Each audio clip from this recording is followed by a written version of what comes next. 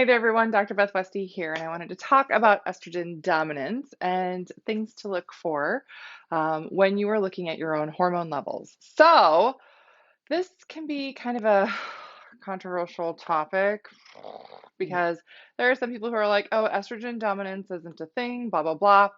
So I'm going to talk about that. So when people use the term estrogen dominance, what they're referring to is your estrogen levels in your system and how they relate to progesterone.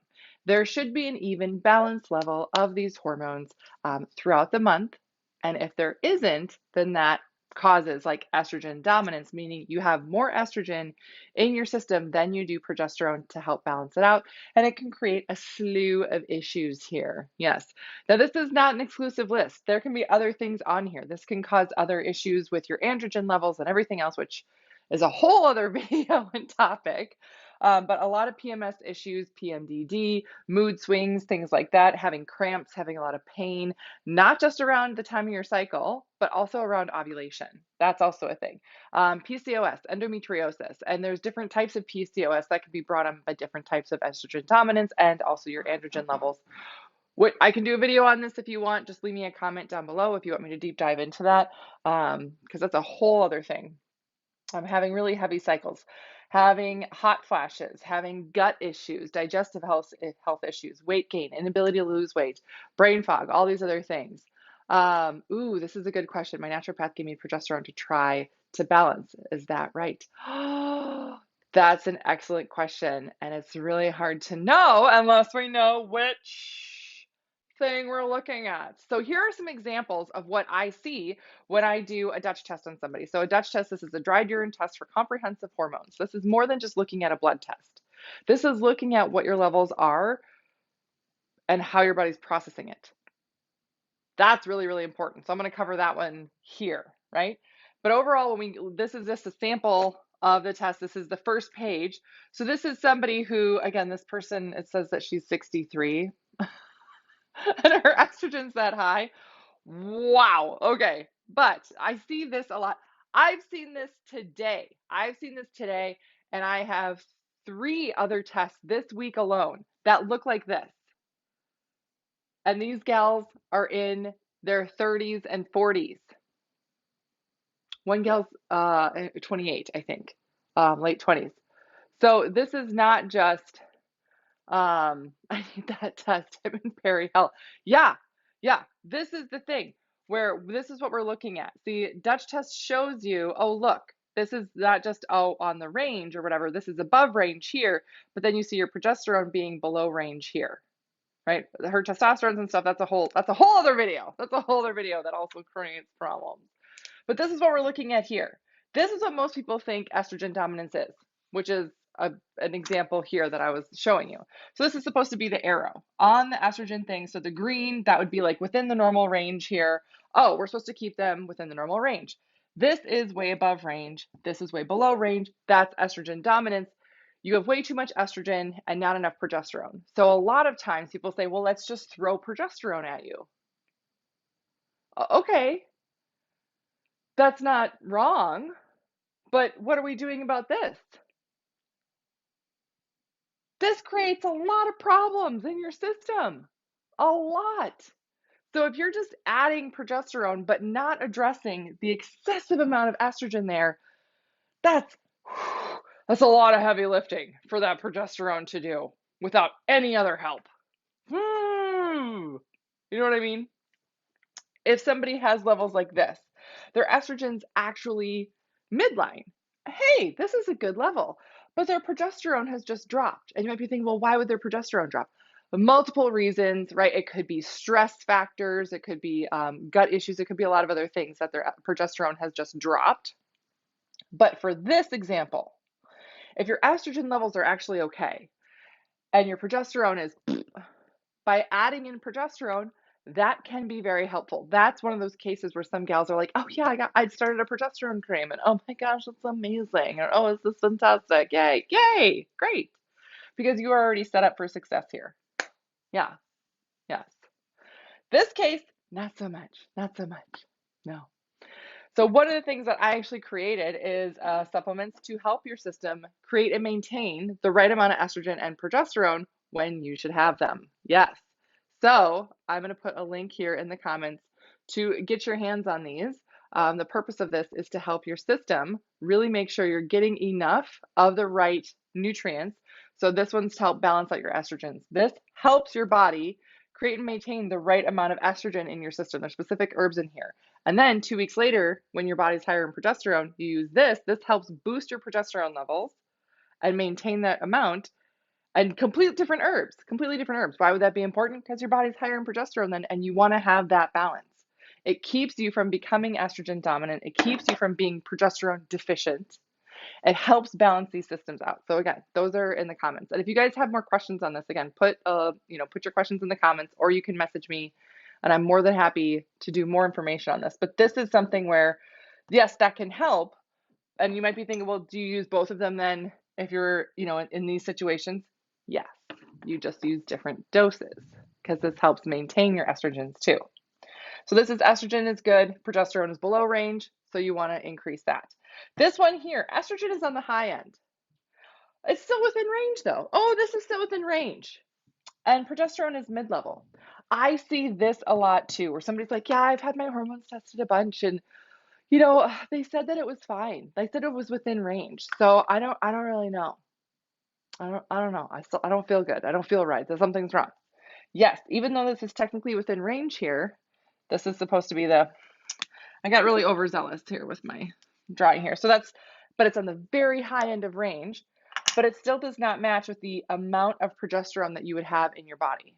So this is still estrogen dominance, too much estrogen per progesterone. So in this case too, just adding in progesterone, is that going to be helpful here? No, because you actually have a decent amount already. In cases like this, a lot of women can add progesterone and then they feel like garbage. Oh, right? So here's the thing is that when somebody says like estrogen dominance, you're talking about more than one thing. That's where the trouble is. And when somebody says, oh, well, I did this for my estrogen issue and it worked great for me, and somebody else tries it and they have a terrible response to it, they're thinking, God, well, what's wrong with me? Did I do it wrong? Oh, no. Somebody else probably just had this happening and they had this amazing response to the progesterone, and you might have this or this or this going on. How do I know what's happening? We test for it.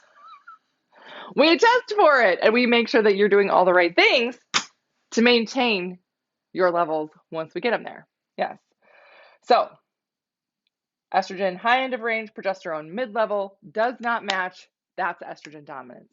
And then the last one here, the estrogen and progesterone levels here are the same. They're both mid-level. They both match. And you might be thinking, well, then how would that be estrogen dominant? I'm so glad you asked. I'm so glad you asked that question. The Dutch test is like 6 pages long. It's very long. So one of the things that we look at, this is another page that looks like gobbledygook, but I walk you through it and talk about these high levels of estrogen here, and then talk about these different phases of how your body processes it. Phase 1, this is not balanced. Phase 2, this is really low, right? So I see this a lot. Your estrogen will go through 3 phases of metabolism in the body. And if there's an issue with any one of these phases, it can cause the estrogen dominance symptoms, even though your overall estrogen levels are matching the progesterone or within range or whatever. The phase 1, that happens in the liver. Phase 2 happens in the liver as well. And if that's low, oftentimes, 9 times out of 10, I'll find somebody that also has nutrient deficiencies, B vitamin deficiencies, a lot of things like that. And they don't realize it. They're like, oh, really? I'm eating really healthy. I've been eating really clean. Great. But because your body's having such a hard time processing these things, you burn through those nutrients so dang fast. So it's not a matter of you eating cleaner. Your body needs more of this stuff to help this process happen. And then the last one here, the phase 3, this is your gut. If your digestive system is slow, this can actually cause your body to reabsorb, and then over time, you would become like this. You mean it can move around and become different? Yes, isn't that fun? Isn't that fun? Yeah, because if you don't go to the bathroom every day, your estrogen does not get excreted from your system. It will be reabsorbed into your body and then create and add to those estrogen dominance issues. So what by the time somebody usually gets a Dutch test and we get to see things, what I usually see, I very rarely see it. Their levels like this. I usually see levels like this, or this with these issues here, meaning it could have started with this, right? And then it just progresses and advances. Yes, yes. This is somebody who says, yeah, I've always kind of had trouble with my cycle, or, it got bad when I was a teenager, or, and then I went on the pill and it was fine. And then I went off the pill and it was okay for a little bit, but then it got really bad. And now in the past 3 years, it's been the worst, and it's just getting worse. It's not getting better. Now it's irregular. Now I have painful ovulation, or I have cramps with ovulation. I'm getting like sick. I don't feel good. And I have all these other issues with all of this. Yeah, yeah, that is the estrogen dominance issue. Yes. Now, again, depending on these things that you have here, which level you're at, which phases you can have a myriad of symptoms. And again, you can have things that I didn't list here. Absolutely. You can have more thyroid involvement. You can have other types of like autoimmune things. These just add to how your body's reacting and processing. And then, of course, how your adrenals and cortisol levels respond is a whole other thing. Because when you're under stress, it makes all of this 10 times worse. Yay! It's not funny though. It's not funny though. Yeah. So, things that you can do. I talk about eating for your hormones and your cycle. I talk about all these things in my book, The Female Fat Solution. This is on Amazon. How to align your foods with your hormones. I talk about this as well as how to eat for menopause in my book, The Female Menopause Solution, also on Amazon. Great resources. There is a ton of stuff packed into these books for you guys. And then I also have my podcast, which is The Female Health Solution, and my YouTube channel, which is called Dr. Beth Westie. You can subscribe to those to stay updated on all the things that I have coming out and all the information. And if you have questions on, anything that I've covered, I'm more than happy to do a deep dive. But again, go in the comments. And a great place to start, besides eating for your hormones and cycle, seed cycling, eating clean, great, but also support your body for the phases that it's in. Support the estrogen levels, support the progesterone levels. Easy to use tinctures that just go right underneath the tongue, and they help your system regulate without as much of a struggle or fuss. So that's what I got for you guys tonight. Let me know your questions, or if there's anything else I can do a video on. I'm more than happy to. And I will see you guys later. Bye.